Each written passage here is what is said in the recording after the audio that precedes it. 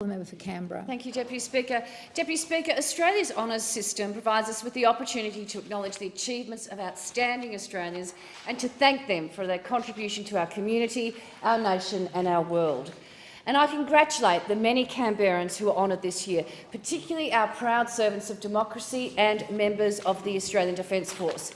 And, Deputy Speaker, I single out just two, not because they are more exceptional than the others, but because of my personal connection to them and their nominations. The first is Peter Ryan, OAM. Deputy Speaker, I am the daughter-in-law of a late Vietnam vet. I know the struggles that many of them have endured, struggles that have not been confined to them alone, but experienced by their spouses and their partners and their children. As the former local president of the Vietnam Veterans Association, Peter Ryan has been the go-to guy for vets for years. He's worked for decades and on countless committees and countless organisations to help vets through their personal struggles, to support vets in navigating the DVA process. He's also been instrumental in fostering a greater appreciation and understanding of their service and sacrifice in the broader community. Now, one of Peter's proudest achievements is seeing the annual ACT Vietnam Vets Day service grow from 50 borrowed chairs and a ghetto blaster in 2000 to more than 3,500 people in 2016.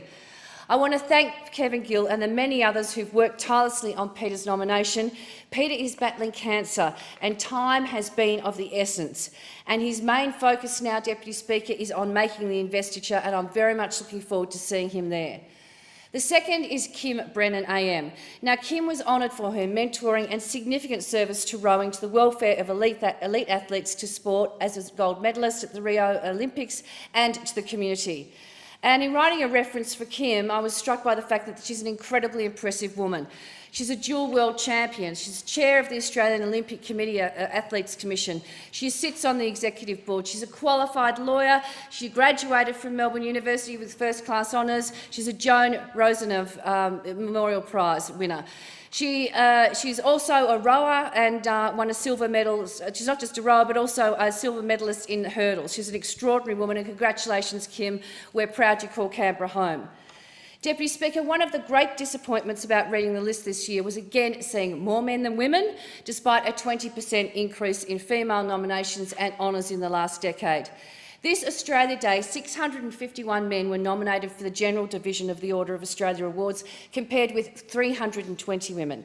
That's 66% men and 34% women. And the honours list recognised 475 men and 252 women. That's 65% men and 35% women. What's worse, according to an excellent article by Fairfax's Tom Mickelroy, was the fact that there were no female nominations in 6 of the 31 categories, including building and construction, engineering, information technology and surveying and mapping. Only one woman was nominated in science and technological developments and research development, compared to 20 men. Now, despite the parlous nomination rate, particularly in these 6 categories, nearly 79% of women who were nominated made the list, compared to 73% of men. So there's a better chance of women receiving an award if they're part of the mix. So I'm urging every member of this chamber to make a call out to their communities to nominate women in advance of the 2017 Queen's Birthday and 2018 Australia Day honours list. And that starts with identifying and nominating women. One woman a week. How about we all nominate, look for one woman a week? Think laterally, I'm saying to you all. Don't just default to the CEOs and the managing directors and the entertainers and the professors and the heads of the departments or the deans and VCs. Think creatively. Think about all the extraordinary women you meet each day in your role as their representative. And, most importantly, nominate them.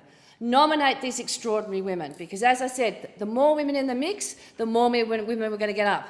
Now, on Australia Day, I proudly renewed my membership of the Australia Republic movement.